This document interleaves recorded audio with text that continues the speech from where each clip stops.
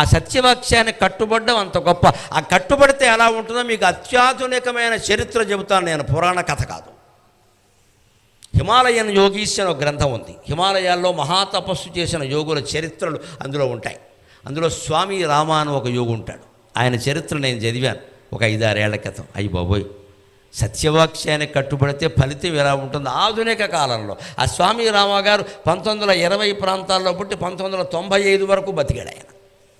ఆయనకు ఒక గురువు గారు ఉండేవారు హిమాలయాల్లో. ఆయన గురువు కూర్చుని ఉంటే ఒక రైల్వే స్టేషన్ మేనేజర్ ఒక ఆయన వచ్చాడు. రైల్వేలో జనరల్ మేనేజర్ ఏదో చేస్తాడు ఒక మేనేజర్. ఆయన వచ్చాడు ఈ గురువు గారి దగ్గర. వచ్చి ఆయన కాళ్ళ మీద పడి, నేనేదో మానసికంగా అశాంతితో ఉన్నానండి, నాకు కొంచెం ఇబ్బందిగా ఉంది, నాకు ఏదన్నా మంత్రోపదేశం చేయండి నేదో అన్నాడు. ఆయన అన్నాడు, నేను చేస్తాను, నువ్వు చేస్తావా అన్నాడు. చేస్తానండి ఖచ్చితంగా. మంత్రోపదేశం ఏం చెయ్యనయ్యా, నేను ఒక మాట చెబుతాను, దాన్ని పాటించు అన్నాడు. అంటే జీవితాంతం పాటిస్తా, అంత వద్దు, అంత అధికంగా మాట్లాడక 3 నెలలు పాటించాలన్నాడు. డేట్ పెట్టాడు ఆయన, 3 నెలలు పాటించాలి. ఏమిటంటే ఈ 3 నెలలు నువ్వు అబద్ధం ఆడకన్నాడు. ఇవాళ నా దగ్గరికి వచ్చావు కదా, 2026 సంవత్సరం ఫిబ్రవరి నెల 26వ తేదీ నా దగ్గరికి వచ్చావు. సరిగ్గా 3 నెలలు, మళ్ళీ ఫిబ్రవరి, మార్చి, ఏప్రిల్, మే నెల 26వ తేదీ వచ్చే వరకు నువ్వు అబద్ధం ఆడకు అన్నాడు. ఈ వ్రతాన్ని నేను ఖచ్చితంగా పాటిస్తానండి 90 రోజులు అని వెళ్ళిపోయాడు. మర్నాడు ఆయన కొంప మురిగింది. ఆ రైల్వే మేనేజర్ పనిచేసే చోటు మీద అక్కడికి అవినీతి ఆరోపణలు వచ్చాయి. వాళ్ళ అధికారులు లంచాలు తీసుకున్నారని. ఒక అధికారి పైనుంచి వచ్చాడు, ఈయన్ని అడిగారు, ఇక్కడ ఎవరైనా లంచం తీసుకున్నారా అని అడిగాడు. ఈయన అబద్ధం ఆడనని చెప్పాడు కదా, అందుకని నాతో సహా 20 మంది తీసుకున్నారని చెప్పేశాడు. మొత్తం చితకొట్టేరు ఈయన పట్టుకొని తీసుకున్నాడు. ఈయన నా గురువుకి నేను ప్రమాణం చేశాను అబద్ధం అని, ఏమైనా కానీ అని చెప్పాను. తీసుకున్నామండి, ఇంక మీరు వేరే అక్కడ నేనే చెబుతున్నాను రాసుకోండి, నాతో సహా ఇగో ఆయనండి అని చెప్పేశాడు. వాళ్ళందరూ వణికిపోయారు, వీడెక్కడ దొరికాడు రా బాబు అని. ఇంతవరకు తప్పించుకున్నారు పాపం. చెప్పేశాడు, నాతో సహా 20 మంది అండి, వాళ్ళు 3 తీసుకోలేదండి, మిగిలిన తీసుకున్నారండి, ఇగో నేనంత తీసుకున్నానండి, ఆయనంత, మొత్తం నొక్కింది ఎంత అని చెప్పేశాడు. ఆ మొత్తం అధికారులు అన్నీ రాసుకుని వీళ్ళందరినీ జైల్లో పారేశాడు ఈయనతో సహా.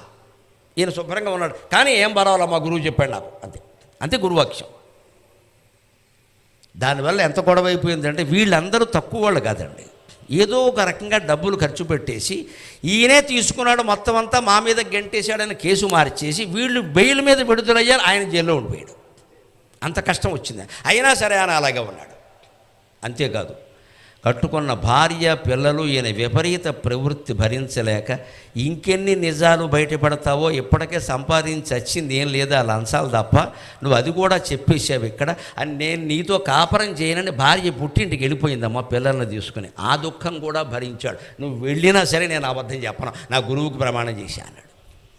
చివరి కోర్టులో విచారణకు వచ్చింది కేసు. జడ్జి గారు అక్కడ కూర్చొని, ఏమండి మీరు తప్పు చేశారా అంటే, అవును నేను చేశాను. మరి లాయర్ని ఎందుకు వాదించదలుచుకుంటే లాయర్ ఉండాలండి, నేను ఒప్పుకుంటున్నాను కదా లాయర్ ఎందుకు అన్నాడు ఆయన. వాదించాలంటే లాయర్ ఉండాలి కానీ నాకెందుకండి, నేను ఒప్పుకుంటున్నాను కదా అంటే, అదేమిటి మీరు చేసింది గొప్ప నేరం, మీకు చాలా శిక్ష పడుతుంది, భయం లేదా అన్నాడు. ఎందుకంటే ఈయన అమాయకుడని గ్రహించాడు జడ్జి. అంటే ఆయన అన్నాడు, నా ప్రాణం పోయినా మంచిదేనండి, ఇప్పటికే భార్య పిల్లలు వదిలేశారు, నా ఉద్యోగం పోయింది, ఇంకేమిటి పోయేది, పోనీయండి, నేను మాత్రం అబద్ధం ఆడను అంతే.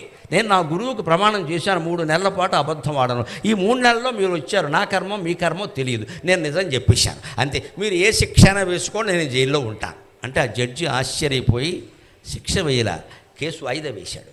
ఆయనకు ఒక అనుమానం వచ్చింది, ఏదో పాపం అమాయకుడేనా అని చెప్పేసి కేసు వాయిదా వేసి మర్నాడు నౌకర్ని పంపించి ఆయన ఇంటికి పిలిపించాడు.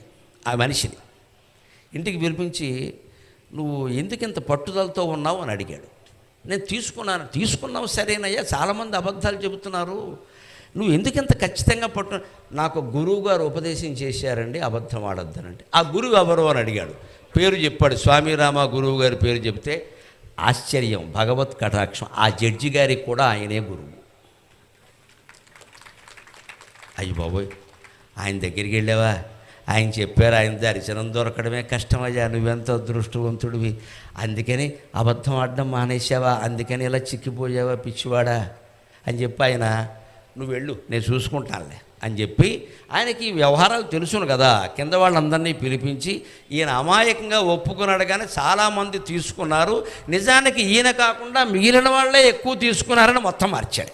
జడ్జి గారు తలుచుకుంటే ఏమైనా చేయగలరు అని ఈయనకి చాలా తక్కువ శిక్ష వేసి మిగిలిన వాళ్ళు కూడా ఇరికించి శుభ్రంగా ఏం చేయాలో అదంతా చేశాడు. అయినా మరి జైలు శిక్ష అనుభవించడం కదా పడిన తర్వాత ఈయన మొత్తం విడుదలయ్యాడు. 3 నెలల్లోనే విడుదలయ్యాడు. నెలలో జడ్జి గారు తలుచుకున్నారుగా విడిచిపెట్టారు. అప్పుడు వెళ్ళి ఈయన కేవలం ఓ చెట్టు కింద కూర్చున్నాడు. అదేమిటో తెలుసా? మే నెల 26 3 నెలలు అయిపోయింది. గడువే గురువే లెక్కే తపస్సు చేసిన గురువు లభించాలి కానీ దేవుడు దొరికినట్టేనండి, అనుమానం వెళ్ళేది.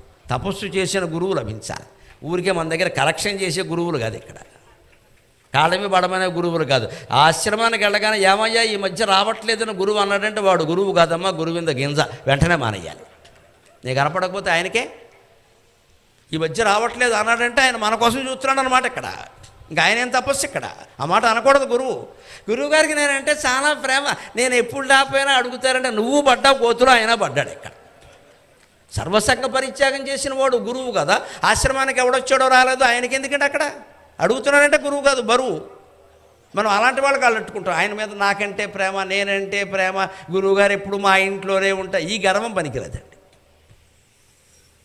ఆయన నిజంగా నమ్మాడు. అందుకని మే 26వ తేదీ ఆయన ఏం ఆశించట్లా, కానీ ఏమైనా కానీ అని కూర్చుంటే ఆశ్చర్యకరంగా 27వ తేదీని పోస్ట్ మ్యాన్ ఈయన్ని వెతుక్కుంటూ ఓ లెటర్ ఇచ్చాడు, ఉత్తరం. ఏంటిట ఇదేమిటని చదివితే, మీ నాన్నగారి కాలంలో ప్రభుత్వం ఆయనకు ఒక స్థలం ఇచ్చింది, దానికి నష్టపరిహారం అని చెప్పారు, అప్పుడు చాలా తక్కువ ఇచ్చారు, దాని మీద మీ నాన్నగారు కేసు పెట్టారు, దాని మీద అది విచారణ జరిగింది, దాని తీర్పు నిర్ణయం వచ్చింది, ఆ స్థలం పరిహారం బాబతు 10 లక్షల రూపాయలు మీకు వస్తున్నాయని ఇచ్చి వెళ్ళిపోయాడు. ఇది 1984లో ప్రత్యక్షంగా జరిగిన కథ. 1984 ప్రత్యక్షంగా జరిగిన కథ.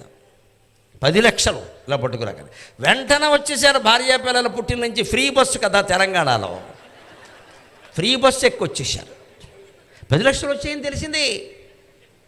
మొగుడు బూందీ లడ్డు అయిపోయాడు అక్కడికి. అయ్యో బాబాయ్ మా ఆయన అదృష్టం, అయ్యో బాబాయ్ ఈయనకి శుక్రుడు 3లో ఉన్నాడు, గురుడు 6లో, ఈవిడింట్లో లేదు. ఇక్కడ ఆయన ఎంత ఉదారం అంటే, నా గురువు మాట నిజమైంది, నాకు డబ్బు రావడం కాదు, మాట నిజమైంది, వేదం నిజం, శాస్త్రం నిజం, పురాణం నిజం, గురువు నిజం, జ్ఞానం నిజం అనే విషయం నాకు తెలిసింది. ఈ 10 లక్షలు నాకు దేనికి, మీరు తీసుకోండి అని పెళ్ళాం పిల్లలకి ఇచ్చేసి, మీరు నన్ను వదిలేశారు కదా, నన్ను వదిలేయండి, పూర్తిగా వదిలేయండి అని చెప్పాడు. మీరు ఎందుకోసం వచ్చారు, తీసుకోండి. సిగ్గు ఎగ్గు లేదు, తీసుకుని వెళ్ళిపోయారు మొత్తం. ఈయన అలాగే ఉన్నాడు. అప్పుడు కూడా మళ్ళీ ఈ గురువు దగ్గరికి వెడితే, ఏమయ్యా అలా వదిలేసావు, 10 లక్షలు ఇప్పుడు చూసుకోవచ్చు కదా అంటే, ఇంత గొప్ప జ్ఞానం కలిగాక నాకు లక్షలు దేనికండి, పని లేక అనడమ్మా. అది విజయం అంటే, అది విజయం అంటే. నాకెప్పుడు భార్య ఏమిటో, భర్త ఏమిటో, పిల్లలు ఏమిటో, లోకం ఏమిటో అంతా తెలిసిందండి. ఇంకా నేను డబ్బు వ్యామోహంలో పడతానా? నేను బోర్డు ఉద్యోగం ఉంటే ఎంత, లేకపోతే ఎంత, నాకు కుటుంబ భారం లేదు, 10 లక్షలతో ఎదవసేని వదిలిపోయింది, గొడవ పోయింది. నేను చెట్టు కింద కూర్చొని మీకు మళ్ళీ 2 అరటిపళ్ళు తింటాను, ఇక్కడ ఏం పోయింది? ఇది సత్యవాక్య ప్రయోజనం. మనం నమ్మి తీరాలి కానీ ఖచ్చితంగా దాని ప్రయోజనం ఉంటుందంటే అనుమానం ఎలా.